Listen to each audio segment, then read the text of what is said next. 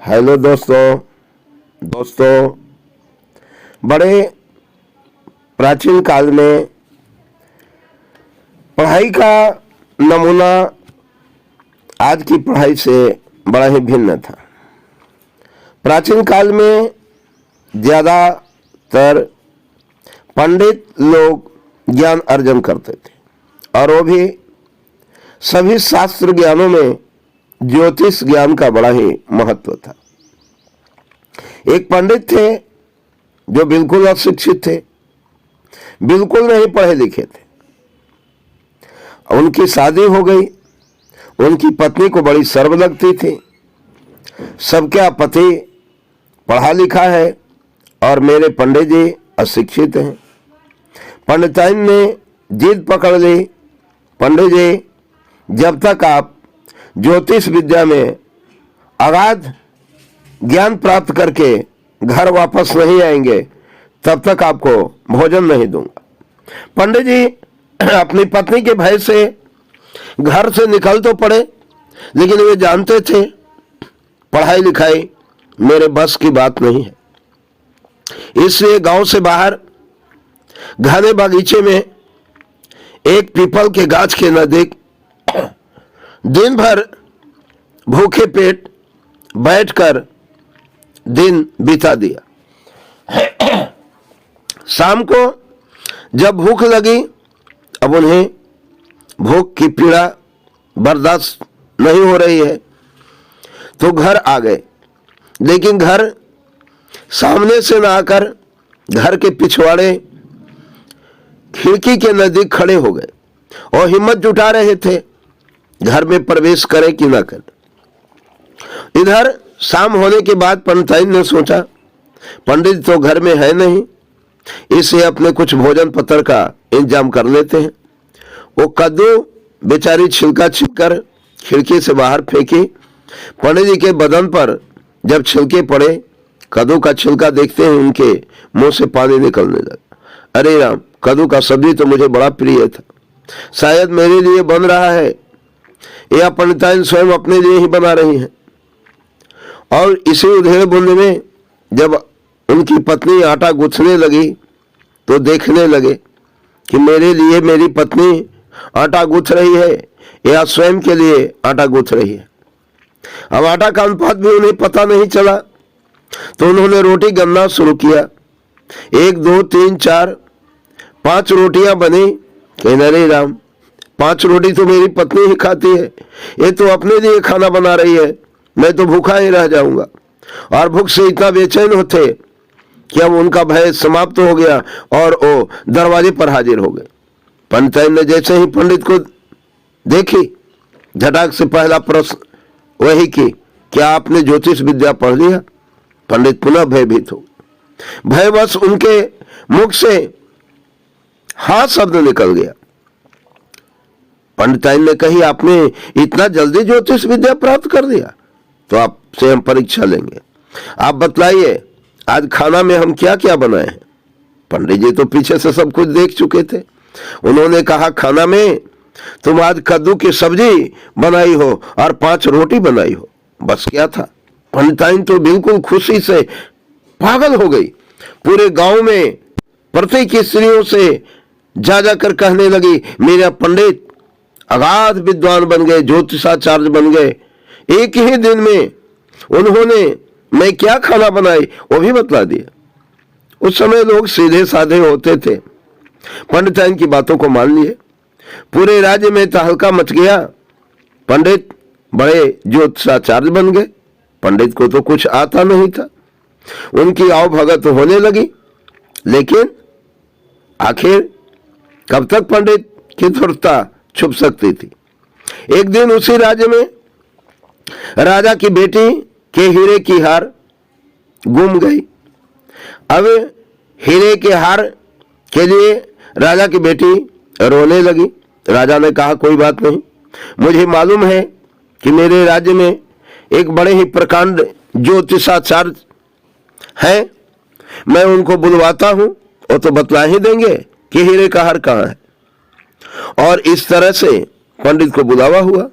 अब पंडित जी तो बेचारे भय से कांपने लगे, अब तो मेरी भेद खुल जाएगी, मेरी जान चली जाएगी। वो बेचारे करते तो क्या, डर से गए राजा के पास। राजा ने कहा, पंडित जी आप कोई एक दिन का समय देते हैं, आप अपनी ज्योतिष विद्या से यह बताएं कि मेरी बेटी का हार कहाँ है। अगर बता देंगे तो आधा राजपाट दे दूंगा, और अगर नहीं बताएंगे तो आप मक्कार है, धोखेबाज है, आपको फांसी दे दूंगा। इतना सुनते ही पंडित की तो पसीने छूट गए।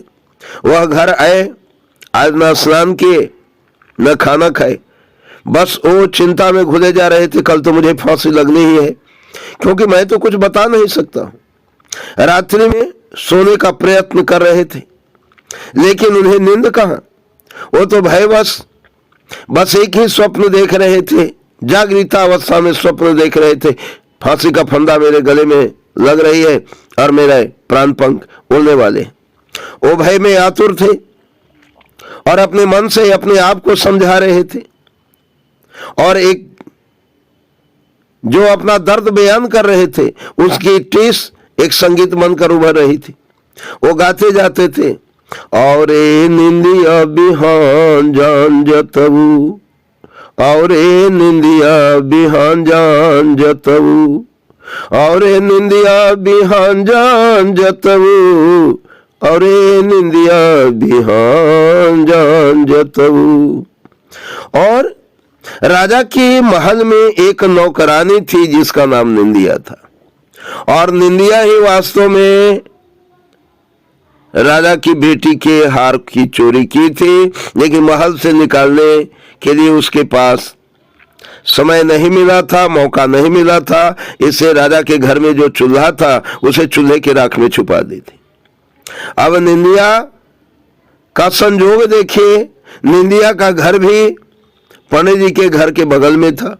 रात्रि को उसे भी नींद नहीं आ रही थी, पता नहीं अगर सच्चा पंडित होगा तो मेरा नाम अगर बतला देगा तो मैं तो मारी जाऊंगी, और अगर पंडित झूठा हुआ तो मैं बच जाऊंगी।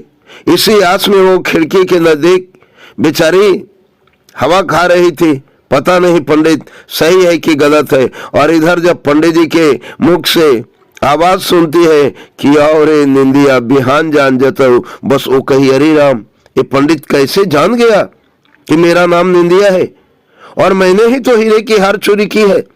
एक पंडित बुला रहा है कि मेरे पास आओ और सही सही बयान कर दो, नहीं तो तेरे बारे में बतलाऊंगा तो तुम तो मारे ही जाओगी, तेरे परिवार वाले भी मारे जाएंगे, तेरी संपत्ति भी जब्त हो जाएगी।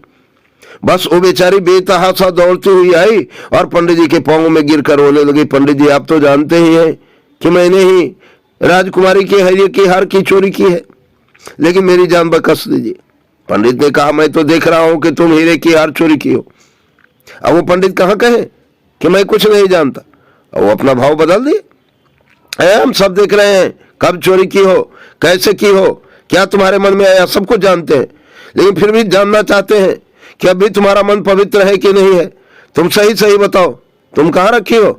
हम तो अगाध विद्या से देख रहे हैं, लेकिन तुम्हारे मुंह से सुनना चाहते हैं कि तुम सही बतलाती हो कि नहीं। निंदिया कही, महाराज आप तो देख ही रहे हो, आपसे क्या छुपा हुआ है, चूल्हे की राख में ही तो छुपा दिए हैं, आप तो देखे नहीं। हाँ हाँ तुम सही बोल रहे हो। पंडित जानते थे कि भय में जो आदमी बोलता है वो बिल्कुल सही बात बोलता है। भयभीत आदमी कभी भी झूठ नहीं बोल सकता है, क्योंकि उसका प्राण सबका प्रिय होता है।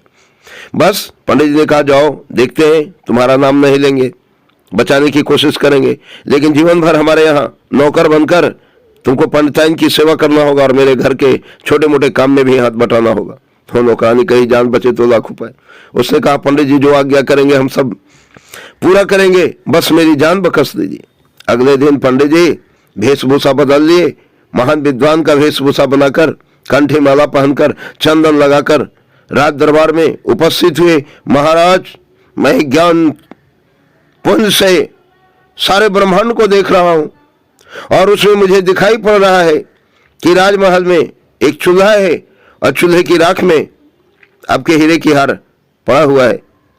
बस चूल्हे की राख को जैसा ही टटोला गया, उसमें से हीरे का हार बरामद हो गया और राजा खुश हो गए। वास्तव में हमारे पंडित जी तो बिल्कुल अगाध विद्वान है, ऐसी तो कल्पना भी नहीं की जा सकती है।